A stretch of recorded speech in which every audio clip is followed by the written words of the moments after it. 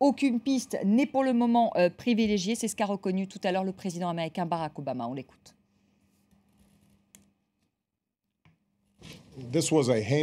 C'est un crime haineux et totalement lâche. Le FBI mène une enquête contre le terrorisme. Quand des bombes sont utilisées, que des civils sont pris pour cible, c'est un acte terroriste. Mais nous ne savons pas encore qui sont les auteurs de ces attaques, ni les motifs de ce crime.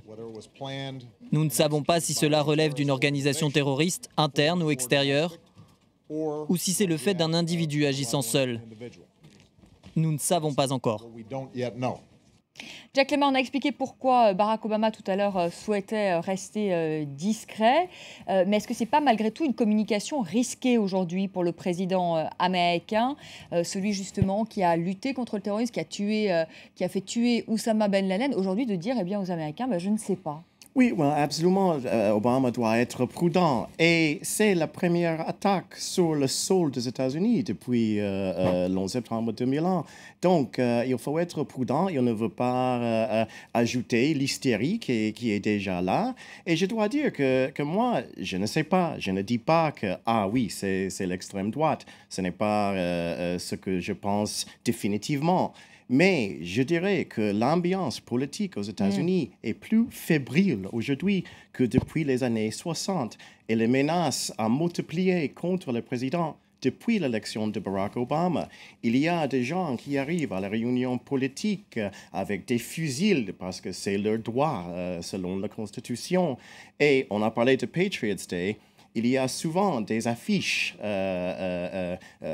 montrées par les membres de Tea Party avec une citation de Thomas Jefferson disant « L'arbre de la liberté soit être arrosé avec le sang de tyrans et de patriotes ». C'est une citation favorisée par le Tea Party et par l'extrême droite. Donc, il y a des indices là, je ne dis pas que c'est l'extrême droite, mais je suis troublé par le climat fébrile et une rhétorique politique plus violente que j'ai entendue depuis les années 60. Walid Pharrell, je voudrais que vous répondiez à ce que vient de dire Jack Lemer, qui parle d'une rhétorique plus violente par rapport aux années 60, que vous avez balayé ça tout à l'heure un peu d'un revers de main, mais c'est vrai qu'aujourd'hui, il y a aussi un climat aux États-Unis, il y a tout un débat aujourd'hui sur le port d'armes, un débat quand même acharné entre républicains et démocrates. Il y a aussi tout un débat sur la baisse des impôts que veut mettre en place Barack Obama, impôts pour les plus modestes en tout cas, et plus haut pour les plus riches, qui déplaît là aussi. Il y a le Tea Party, la montée du Tea Party. Il y a cette campagne électorale qui a été particulièrement dure. Est-ce qu'il n'y a pas un climat aussi aux États-Unis, je vous repose la question, justement, qui pousse, qui suscite la violence?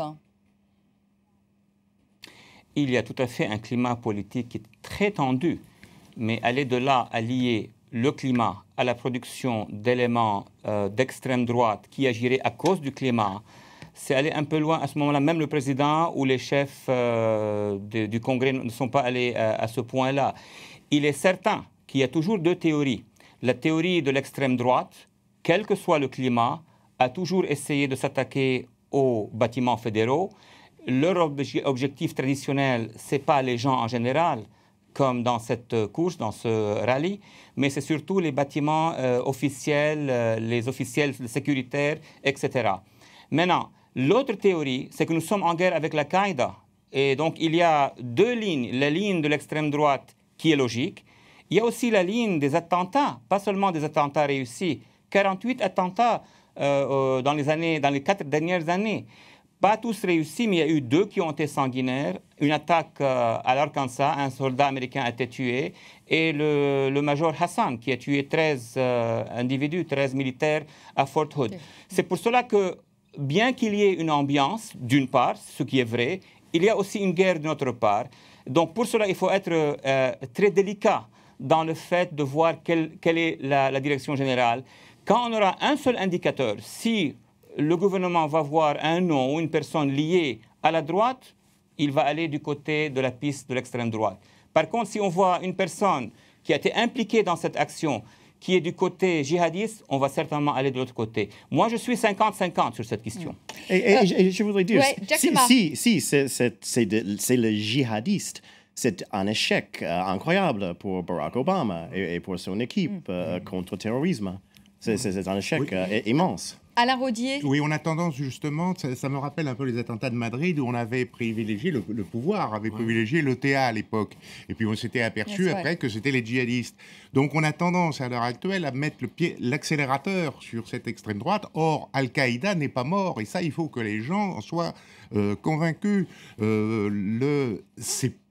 L'organisation n'est plus la même, c'est sûr. C'est surtout des groupes tout à fait franchisés ou individualisés. Et aux États-Unis, c'est souvent le cas, on l'a vu récemment, ce sont des individus totalement isolés qui n'ont aucune liaison avec Al-Qaïda centrale au Pakistan. Mais ils existent, ces gens-là, puisque des gens ont été arrêtés. Et il y a eu donc, ça a été rappelé par notre collègue, là, il y a eu 2 attentats qui ont eu lieu où les gens avaient au moins le major Hassan avait des liaisons avec le Yémen. Donc Al-Qaïda n'est pas mort, c'est aussi tout de même la piste encore plausible à l'heure actuelle. Roland Jacquard, Barack Obama a utilisé le mot de terrorisme, ce qu'il n'avait pas fait hier soir. Ça veut dire quoi? Ça veut dire qu'il va utiliser le Patriot Act? C'est important, ça? C'était important parce que là, Vous pouvez rappeler à nos téléspectateurs Voilà, parce qu'aujourd'hui, le Patriot Act qui a été voté après les attentats du 11 septembre, c'est un panel de mesures réglementaires extrêmement fortes. On peut perquisitionner chez les gens, on peut sans mandat, on peut mettre des gens sur écoute, on peut faire un certain nombre de choses qui ne sont pas possibles, surtout dans une démocratie comme les États-Unis, en temps normal. Donc il fallait absolument que ce soit un acte terroriste. À partir d'aujourd'hui, donc, la machine antiterroriste américaine avec le FBI et les autres agences de sécurité va se mettre en marche. Ils vont recueillir probablement beaucoup d'éléments, beaucoup ils ratissent les appartements, des quartiers entiers de Boston. Ils vont faire des perquisitions, ils vont regarder leurs fichiers parce qu'ils ont des bases de données énormes. Ils vont regarder qui sont les gens qui, à Boston, dans la banlieue de Boston, pouvaient être susceptibles précisément de faire partie soit d'un groupe d'extrême droite ou d'extrême gauche, soit d'une organisation qui est proche de mouvements djihadistes ou d'autres, parce qu'on parle du terrorisme d'origine djihadiste, mais le terrorisme, c'est une stratégie de contournement. Ça peut être d'autres ennemis des États-Unis qui sont mécontents des États-Unis, qui font aussi qui manipulent des gens aussi. Tout ça, c'est tout à fait possible. Il peut y avoir aussi, je vous le répète, la piste médiane, c'est-à-dire quelqu'un qui est aux États-Unis, qui s'est auto-radicalisé, qui connaît la ville, qui connaît l'histoire de la ville, qui sait que ça va avoir un impact, et puis qui tout d'un coup, eh bien, il pète les plombs, pour dire la vérité, parce qu'il faut avoir vraiment pété les plombs, parce que là, il savait qu'il allait faire des morts chez des sportifs, chez des enfants, des mutilations, etc. et tout. Et là, c'est une décision aussi qui relève pratiquement de la psychiatrie. C'est pas un attentat fait par quelqu'un de normal, même qui a des idées politiques, ça. Donc c'est soit des gens fanatiques, soit des gens illuminés. Alors fanatiques, c'est plutôt du côté de la source, de la piste externe, illuminés, de la piste interne. Jack Lemar, justement, à propos du Patriot Act, c'est quand même une mesure, il faut le dire, qui a suscité quand même de vives critiques à l'époque aux États-Unis, parce que c'est quand même une atteinte quand même à la liberté individuelle et aux droits des citoyens quand même. Oui, absolument, mais c'est complètement accepté de nos jours. C'est complètement accepté aujourd'hui par les Américains. Barack Obama a critiqué le Patriot Act quand il était candidat. En tant que présidente, il emploie toutes les méthodes dans le Patriot Act. Mais je voulais retourner à votre point, monsieur, parce que Anders Breivik était un solitaire aussi en Norvège. Oui. Mais il avait une philosophie et toute une politique. Et donc, il était un fou solitaire. Mais il avait une passion et une idéologie qui était dans ses actes. Alain Rodier, le chef de la police parle d'une scène de crime extrêmement complexe, la plus complexe qu'il ait vue. C'est quoi une scène de crime complexe? Est-ce que c'est un mot comme ça? C'est de la rhétorique? D'abord, il y a 2 scènes de crime, puisqu'il y a eu 2 explosions. Bon, au début, il y a eu une rumeur d'une 3e charge qui aurait été découverte. Bon, il semble que ça a été démenti. ou alors si elle a été découverte, ils le cachent bien qu'ils l'ont trouvée, parce que c'est vrai que c'est à partir d'un explosif on peut trouver beaucoup de pistes intéressantes. Scène compliquée parce que bien sûr toutes les caméras de surveillance vont être, on va observer donc les films. Il y en a beaucoup, il y en a partout des caméras de surveillance. Dans cette région. Beaucoup plus qu'en France par exemple. Il y en a plus aux États-Unis, il y en a plus qu'en France. Plus qu'en France. À tous les coins de rue, il y a une caméra de surveillance. Oh, tous les coins, certainement pas. Mais là, en plus, imaginez-vous, avec cette manifestation sportive, le nombre de caméramans qui étaient présents, plus les amateurs, puisque les autorités ont fait appel également aux amateurs. Et on va les écouter, si vous voulez bien. On va écouter justement les autorités de Boston et les enquêteurs qui ont lancé cet après-midi un appel invitant toutes les personnes qui ont pris des photos et des vidéos à se manifester auprès des autorités. On les écoute. Nous sommes en train de traiter de nombreuses photos numériques. Nous encourageons tout le monde à continuer de nous transmettre des photos et des vidéos qui pourraient nous être utiles. Mais je ne peux faire aucun commentaire sur ce qui a déjà été analysé. Voilà ce que vous disiez, Alain Roulier. Alors, imaginez le nombre de vues qui vont être donc examinées. Mais je rappelle tout de même, dans les attentats de Londres, ça avait été extrêmement important pour identifier les terroristes qui avaient fait sauter le métro et un bus, puisque les photos des terroristes avaient été retrouvées. Donc là, avec du temps, avec beaucoup de gens qui vont examiner ces films, ils ont grand espoir de trouver une piste sérieuse. Walid Phares, les autorités américaines sont aujourd'hui en état d'alerte, on le sait, que ce soit à Washington, San Francisco, Los Angeles ou New York. Est-ce qu'on peut craindre aujourd'hui d'autres attentats terroristes sur le sol américain? Est-ce que les États-Unis sont exposés aux risques terroristes, très exposés aux risques terroristes?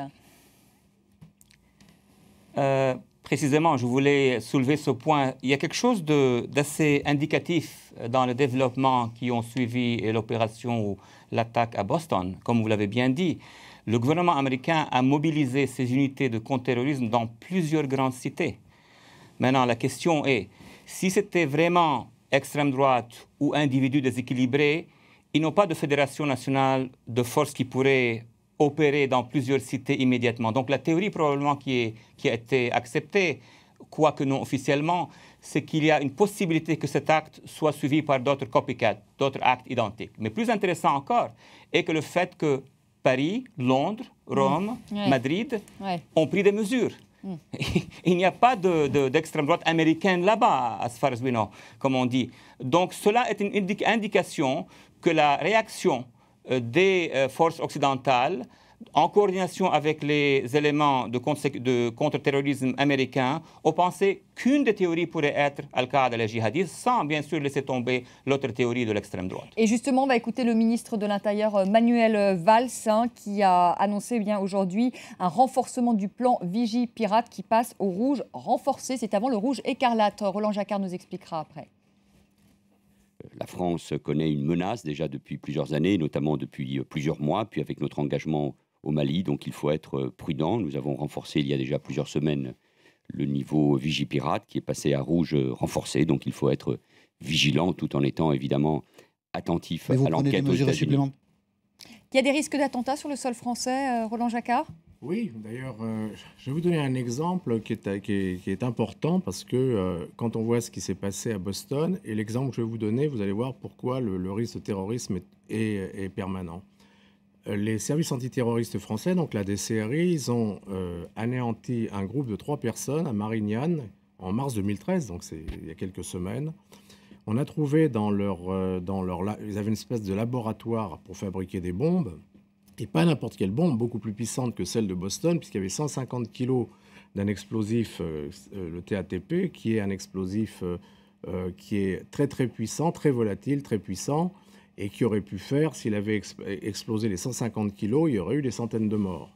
Ils étaient prêts à passer à l'action, probablement pour le mettre dans une voiture banalisée, la faire exploser à distance. Ils étaient prêts à passer à l'action. Ils ont été arrêtés par les services antiterroristes français au moment où l'un des terroristes a dit à l'autre au téléphone il faut transporter les marchandises. Ils ont compris que là, il s'agissait de transporter dans un lieu défini l'explosif en question. Curieusement d'ailleurs, ce groupe qui a été arrêté avait menacé le président Obama en novembre 2012 en attaquant l'Amérique, en attaquant nommément le président Obama en novembre 2012 sur Internet et sur Facebook.